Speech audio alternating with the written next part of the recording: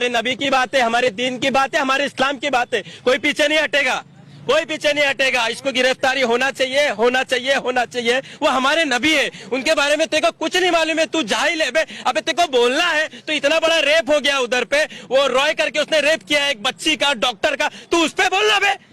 तू साले जाहिल एक हमारे नबी पे बोलता है, माहौल खराब करता है साला। ये जो सदगुरु है, मेरा डिमांड है हिंदुस्तान के हर कोने कोने में ऐसे नालायक महाराज के ऊपर एफआईआर होना चाहिए, इसको माफी भी मंगवाना चाहिए और इसके ऊपर ऐसा नया कानून लाना चाहिए। अब मुसलमानों के लिए तो तुम अलग अलग कानून लाते हो, कभी वक्फ बोर्ड का, कभी 3 तलाक का, कभी हिजाब का, तो ऐसे नालायक लोगों के लिए क्यों नहीं नया कानून लाते हो तुम लोग? ऐसे लोगों को फांसी लगना चाहिए। ये कुछ मारो, 2 दिन के लिए अंदर जाओ, फिर बेल दे दो। मौलाना आजारी को सड़ा है ना तुमने आज 6 महीना 1 साल से गुजरात में, कुछ ना कुछ केस दल के। अभी हमको देखना है, मुसलमान की जनता को देखना है और विपक्ष को भी देखना है कि अभी आप मुसलमानों के लिए